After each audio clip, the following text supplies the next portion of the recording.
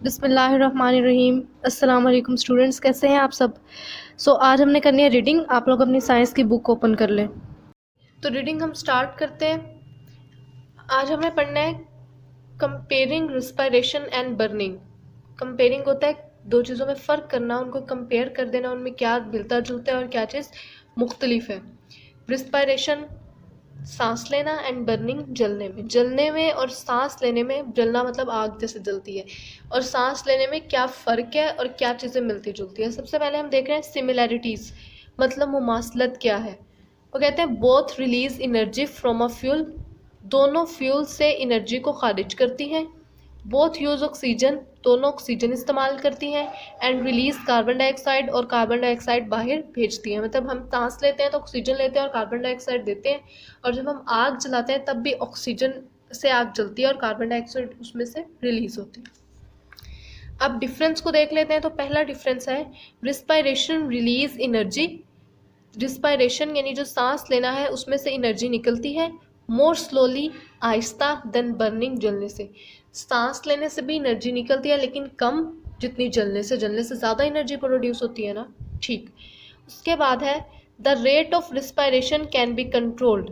जो रिस्पायरेशन की शर्रा है उसको कंट्रोल किया जा सकता है, लेकिन बर्निंग अगर स्टार्ट हो जाए फिर वो कंट्रोल नहीं हो सकती, उसकी शर्रा को कंट्रोल नहीं किया जा सकता। Respiration produces only heat. जो सांस लेने का अमल है उससे सिर्फ हीट पैदा होती है, लेकिन बर्निंग से हीट भी, लाइट भी पैदा हो सकती है। मतलब जब आग जलती है तो रोशनी भी पैदा होती है। Burning produces light as well as heat. तो जो जलना होता है उससे रोशनी भी पैदा होती है और हरारत भी। तो ये दो, तीन, चार इनमें फ़र्क है। उसके बाद है रिस्पायरेटरी डिजीजेस, सांस लेने से मुतल्लिक जो बीमारियां हैं वो।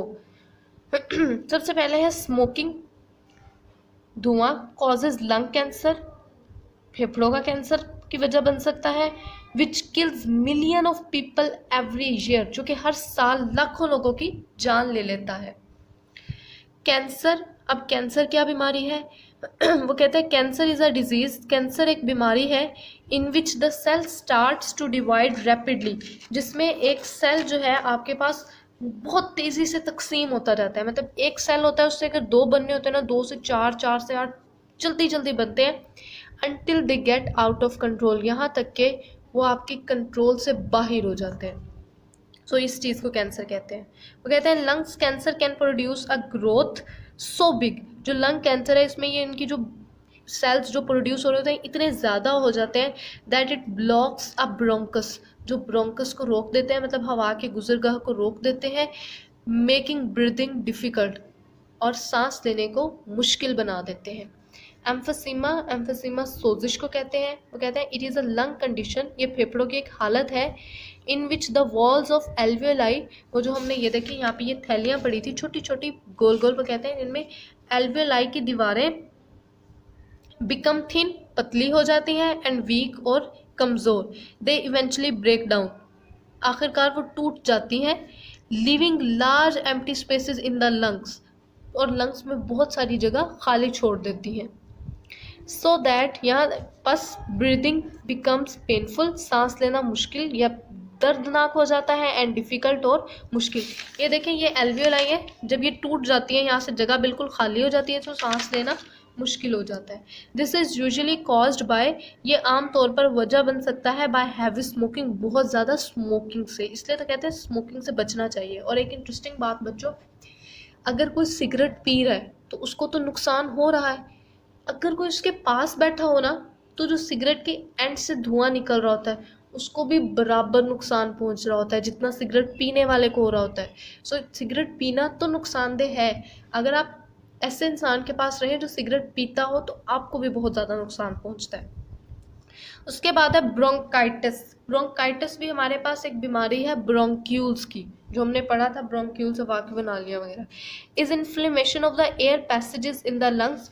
ब्रोंकाइटिस हमारे पास एक सोजिश हो जाती है फेफड़ों में हवा की गुजरगाह की, जहाँ से हवा ने गुजरना है वहाँ पे सोजिश हो जाती है। दिस रिड्यूसेस द, ये कम कर देती है एबिलिटी, सलाहियत ऑफ द लंग्स, फेफड़ों की, टू अब्जॉर्ब ऑक्सीजन, के वो ऑक्सीजन को जस्ट कर सके। दिस डिजीज़, ये बीमारी is usually caused by bacteria, आमतौर पर बैक्टीरिया की वजह से हो सकती है। But smoking makes this condition, लेकिन जो स्मोकिंग है वो इस हालत को वर्स कर देती है, मतलब बहुत बुरा कर देती है। एक तो आपको ये बीमारी हो और ऊपर से स्मोकिंग भी आपके सामने हो रही हो या आप खुद कर रहे हो, तो फिर हाल बिल्कुल बुरा हो जाता है। उसके बाद है प्रिवेंशन, हिफाजत, बचाव एंड ट्रीटमेंट और इलाज ऑफ रिस्पायरेटरी डिजीज़, इन बीमारियों का, जो रिस्पायरेटरी डिजीज़ है उनका इलाज। Disease of the respiratory system, निज़ाम तनफ़ुस की बीमारियाँ, can be caused by inhaling disease germs. Germs होते हैं जरासीम, इनहेलिंग होता है अंदर लेकर जाना। वो कहते हैं निज़ाम तनफ़ुस की जो बीमारियां हैं वो बीमारी वाले जरासीम अंदर ले जाने की वजह से भी हो सकती हैं। डस्ट, गर्दालूद और केमिकल्स, फ्यूम और जो कीमियाई आपके पास बुखारात होते हैं एंड वेपर्स और दूसरे बुखारात, उनकी वजह से।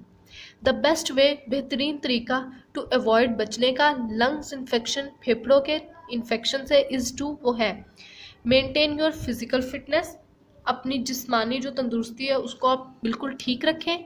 ईट नरिशिंग एंड बैलेंस्ड मील, कुव्वत बख्श खुराक खाएं और बिल्कुल मतवाजन खाना खाएं।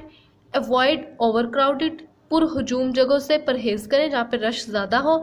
एंड बेडली वेंटिलेटेड प्लेस, और वेंटिलेशन होती है हवा के गुजरगाह का निज़ाम, तो आप एक तो पुरहजूम जगहों से गुरेज करें और ऐसी जगहों से भी जहाँ पे हवा के गुजरने का जो इंतज़ाम है वो अच्छा ना हो या वो बुरा हो। Antibiotic medicine can be prescribed by doctors to cure spare infection, तो एंटीबायोटिक मेडिसिन होती है वो डॉक्टर हमें कहते हैं कि आप बहुत शदीद इन्फेक्शन से बचने के लिए ले सकते हैं। नेक्स्ट हमने साथ करना है क्वेश्चन नंबर 1 एक्सरसाइज का। सो वो है हमारे पास, वो कहते हैं name the correct part of the digestive system. Digestive system हम पढ़ा है, हमने उसका पार्ट का नेम लिखना है जो जो इसमें इन्वॉल्व है। सबसे पहले food is broken into small pieces by the, खुराक छोटे छोटे टुकड़ों में किस चीज़ से तकसीम होती है भाई, जब आप बाइट लेते हैं तो टिथ के ज़रिए, तो यहाँ पे लिख दें TEETH, टिथ। उसके बाद है digestion starts in the, digestion कहाँ पे शुरू होती है, सबसे पहले आप खुराक जहाँ डालते हैं, यस, माउथ में, MOUTH।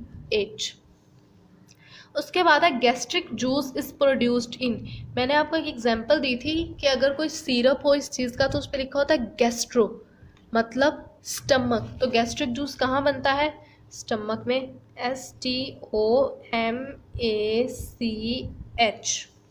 गैस्ट्रो। उसके बाद है पेंक्रियाटिक जूस कम्स फ्रॉम, नाम में ही छुपा हुआ है, पेंक्रियाटिक जूस कहाँ से आता है, पेंक्रियास से, PANCREAS। उसके बाद है bile is made in, bile कहाँ पे बनता था, लीवर में। ये सारे जूसेस हैं और हमने पढ़े हुए। उसके बाद है intestinal juice is made in the, intestinal juice कहाँ बनता था, इंटेस्टाइन में, और इंटेस्टाइन में कुछ ग्लैंड्स होते हैं जो ये जूस हमारे पास बनाते हैं, तो उनको आप कह सकते हैं ग्लैंड्स, GLANDS, ग्लैंड्स इन इंटेस्टाइन्स, INTESTINES, इंटेस्टाइन्स। उसके बाद है water is absorbed from undigested food in the, जो गैर हजमशुदा खुराक होती थी उसमें से पानी किस कहाँ पे जज्ब होता था, वो कौन सी इंटेस्टाइन थी, large intestine, LARGE, large, INTESTINE।